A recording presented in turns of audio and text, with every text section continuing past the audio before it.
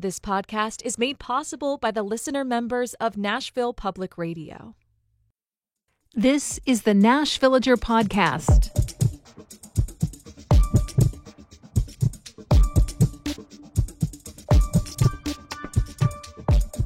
It's February 18th, 2025. Mark Twain's The Adventures of Huckleberry Finn was published on this day in 1885. It became one of those classic pieces of literature that pretty much everyone was assigned to read in school at some point. Mark Twain is a masterful storyteller, after all. And then it went out of favor as people began to think more critically about the racism depicted in the book. Now, it does tell the story of a white boy who comes to realize that his black companion is smarter and more deserving of respect than he'd assumed. But the consensus has pretty much landed on the side of thinking that, quite frankly, Huck's attitude doesn't evolve enough to justify putting black students through incident after incident of racist language and actions. Use of the N-word gets mentioned a lot. But the problems also extend into parts of the book where no one is explicitly targeting him for the color of his skin. The character of Jim is clearly a smart and resourceful man. He's thrown into all kinds of situations where the deck is stacked against him, and he does a masterful job of navigating through them. Through it all, because of the societal norms of the time, he has to show an uncomfortable level of deference to a boy because he is black and the child is white. He's a grown man who people treat like a little kid over and over. And even in the passages that were very progressive for the 1880s, Twain himself somehow manages to simultaneously respect and disrespect Jim. Last year, the character got his due. Percival Everett's novel James tells the story from his point of view and finds opportunities to show the intelligence and complexity that a black man of the era would have had to hide from most people. And in November, James won the National Book Award.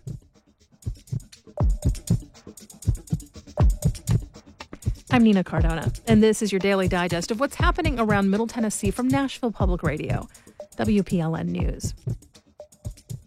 For years, Huck Finn seemed to be the title I saw mentioned the most for a possible book ban. Generally, this is what I saw anyway, was that even though some people would get really fired up and say strong things about how they didn't want it in classrooms, the overall conversation was pretty nuanced. And it resulted in a fairly widespread agreement that, yes, the book has played a very important role in the development of American literature. It should still be available for people to find and read, but that it should be taught with a lot of care. Just because something was standard issue for high school literature syllabus a generation prior doesn't mean that it's the best time or place to grapple with it now. I can't say I'm seeing that kind of careful conversation as books are pulled off of school library shelves these days. We have, of course, been grappling with the concept of school book bans in Tennessee for the last couple of years, ever since the General Assembly passed a state law making it easier for parents to challenge reading materials and have them removed altogether, and then another law that declared, generally speaking, what kinds of writings could be considered too adult to be appropriate for schools. There have already been a lot of complaints that school districts' decisions about exactly what to dump and what to keep are too broad and too restrictive. But boy, things are really ramping up since President Trump returned to the White House. Last week, Clarksville Now reported that the schools at Fort Campbell, I'm talking about the ones for kids of soldiers who live on base, those schools temporarily closed their libraries to hold a book-pulling blitz. That's because the Department of Defense issued guidance to all schools on military bases saying anything that could be categorized as including, and this is a quote, discriminatory equity ideology has to go. And it's set today as the deadline for stripping out all of those materials. The deadline is the most granular detail in that very open-ended guidance. Faculty are expressing fear and deep disappointment as they grapple with the sweeping order and try to figure out how far it goes. Hundreds of books in their collections deal with diversity, equity, or inclusion in one form or another, so they're pulling them all out. Books about civil rights, anything talking about slavery, about the Native American experience and immigration, and anything from an LGBTQ point of view. Is it okay to have materials that deal with the needs of disabled folks? It's unclear. The order also instructed base schools to cancel any kind of event or educational programming that could be construed as being on DEI themes. So all the Black History Month bulletin boards that were put up for February have been taken down. The schools definitely won't mark Asian American and Pacific Islander History Month, They're still trying to figure out if women's history is okay or off limits. And this kind of thing isn't just limited to military installations. Also last week, a group of 50 organizations around the nation that advocate for access to literature signed on to an open letter sounding the alarm. There are some mid-state signees on that message. Ingram Content Group, the massive book distributor based in Laverne, signed on. So did the Rutherford County Library Alliance. The letter specifically takes issue with President Trump's executive order on gender identity. It sets a formal written policy that there are only two sexes, male and female. Not genders, mind you. The order is quite clear on not wanting to use that word. Here's an example of the wording the White House prefers. Quote, female means a person belonging at conception to the sex that produces the large reproductive cell. Male means a person belonging at conception to the sex that produces the small reproductive cell. And then it goes on to criticize the concepts of gender identity and, as a separate item, gender ideology. It calls those things ever-shifting, inconsistent. You get the picture. And all of that is set up for saying that every federal agency should hold a hard line on the distinction between male and female and on clear binary categorization of people. That extends to any entity getting federal money. As the open letter points out, that means schools and public libraries, and it means the authors who get grants from agencies like the National Endowment for the Humanities. Those concerned groups say this order will likely mean even more book bans, targeting any materials that deal with gender, homosexuality, trans issues, or points of view, all of it. That it essentially creates a blacklist of censored materials, and that it is likely to create a chilling effect on what authors feel safe to write about and publish. You know, today isn't just the anniversary of Huck Finn. The year before that was published. On the other side of the world, this was the date when Russian authorities seized every copy they could find of Leo Tolstoy's What I Believe. You see, his take on Christianity didn't line up with the official views of the Russian Orthodox Church, and he had some unflattering things to say about the Tsarist government of the time, too. Tolstoy was born into the aristocracy, but he had some pretty scathing criticism for the rich, and it kind of glorified the nation's peasants. So you might think the book would find a fresh audience after the Russian Revolution. But no, the Soviets banned it too, because it is religious. But the Russian and then Soviet authorities could only control what happened within their own borders. Copies got out to other parts of the world, and it became a must-read text for people interested in nonviolent protest and standing up against powers of oppression. Now anyone can read it for free on the internet. The thing people never seem to remember when they call for banning books is that, for better or worse, all you can do is remove copies of a text from a particular place. That doesn't make the book cease to exist. It doesn't keep the text from being shared and spread. And if a book has deep meaning to people, if it speaks to their hearts, their concerns, their experiences, their hopes, then a ban cannot erase the hunger for those words or for the ideas the book contains. In just a few minutes, a Nashville high school student on a mission to try every bus route in the city before he graduates. That's coming up after the newscast.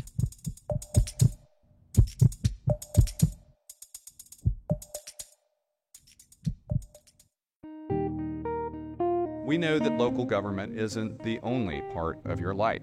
Like the mayor, I know that city government isn't the only thing you're concerned with. We are still struggling to find affordable housing. Particularly with this bus stop. That's one of the unique challenges with my business. I'm WPLN's Metro reporter Cynthia Abrams. I'm working to break down topics like transit, housing, and local government to make sure that when you are thinking about Metro, you're getting the full story. Follow my latest stories at WPLN.org. Here's the latest from WPLN News.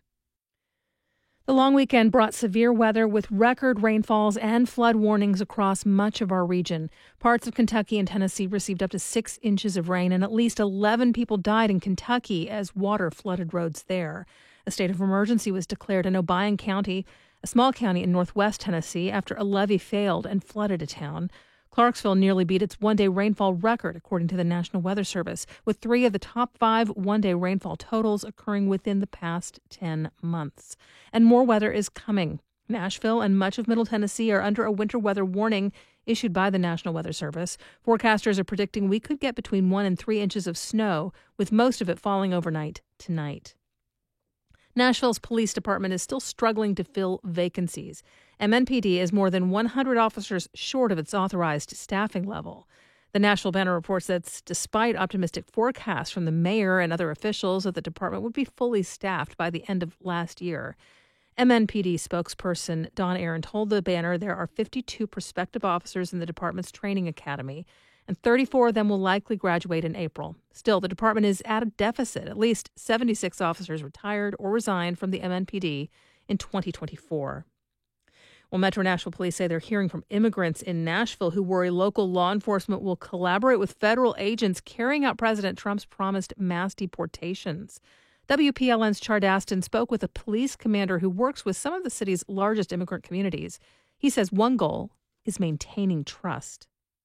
Commander Carlos Lara makes it clear MNPD will not interfere with federal immigration enforcement.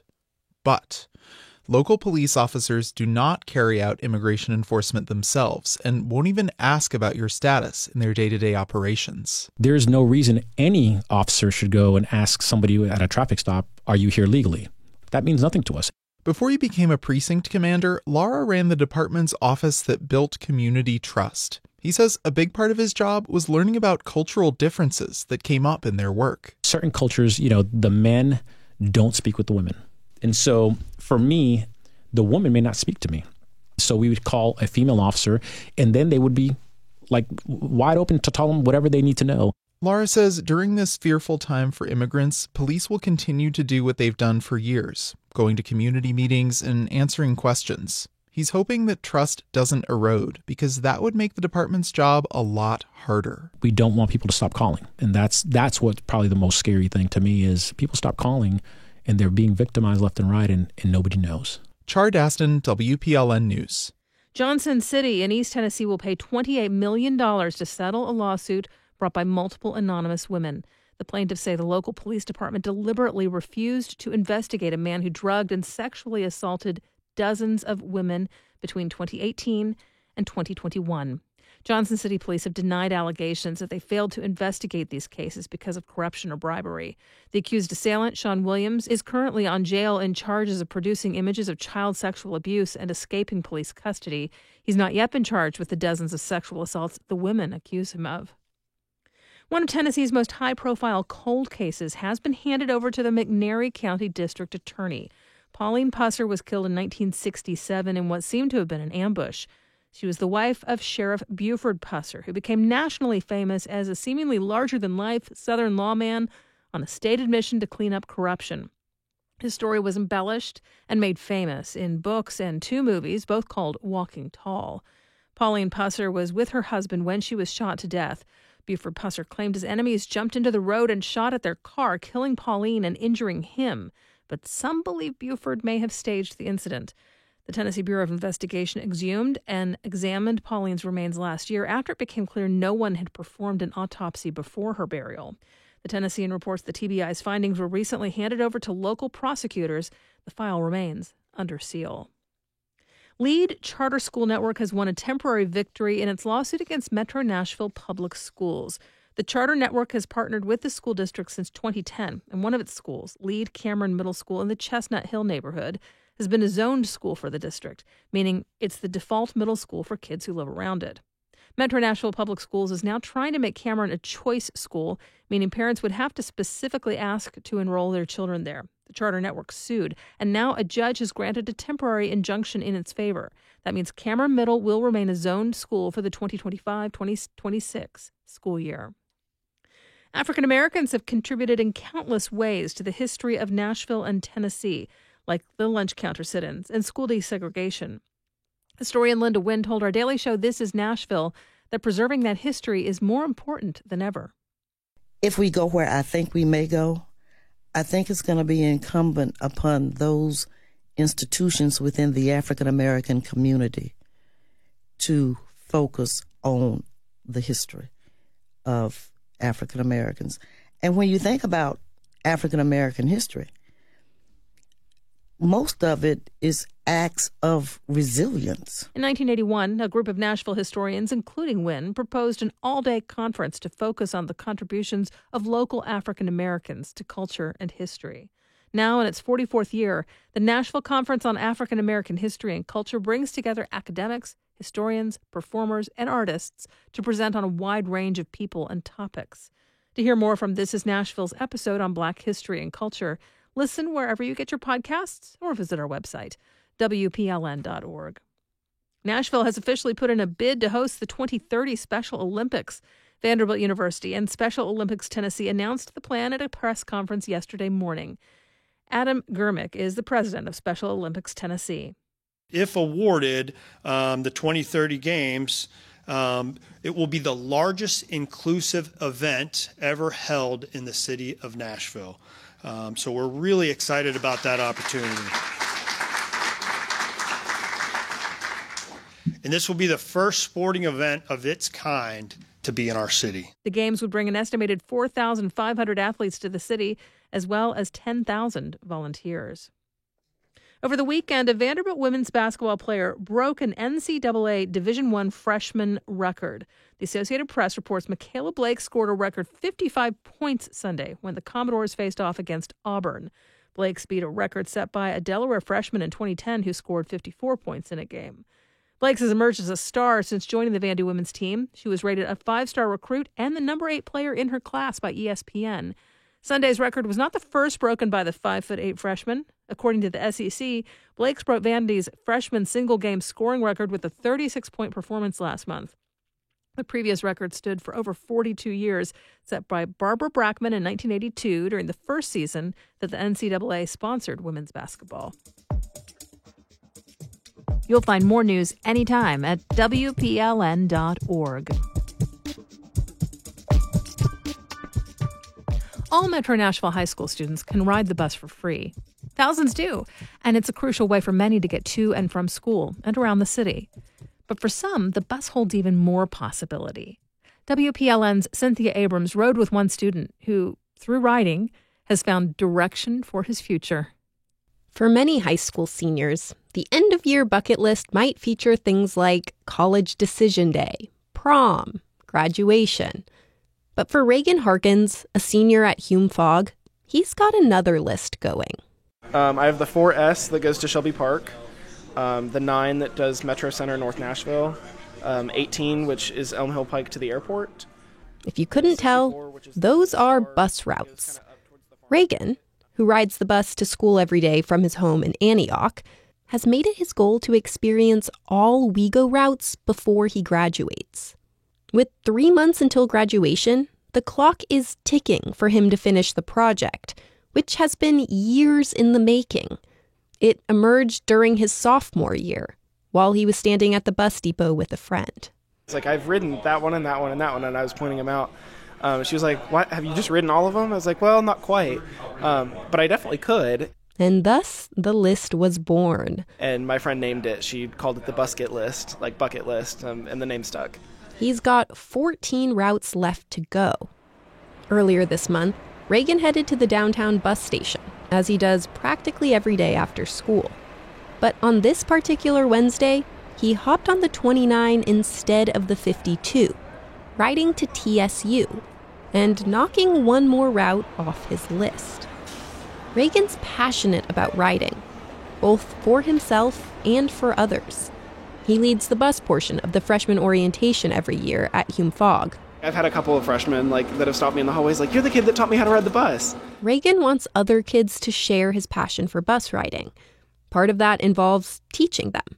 But part of that will require infrastructure to improve. Riding has illuminated some of the real challenges with the bus system. And Reagan wants to fix them. In fact, he's hoping to pursue a degree and career in city planning. For me in Nashville, it's that a lot of the bus routes go in or go out, and they don't really go around the city, which makes it kind of difficult to get around sometimes. He's become so certain of this career path that he even wrote his college essay about, you guessed it, buses. Different buses pit stopping at the station, like worker bees coming to and from their hive on a mission. I pointed them out as they would pass me by. Caterpillar double-length buses. It's an essay that, according to his mom, Kelly, paid off. His admissions letter had a PS, "We love your busket list." And he was like, Mom, check this out. And we were like, what? That's amazing. As Reagan prepares to move away for college, he says the busket list has allowed him to see parts of Nashville he wouldn't have otherwise. And while he's excited to complete the project, he expects it will feel bittersweet.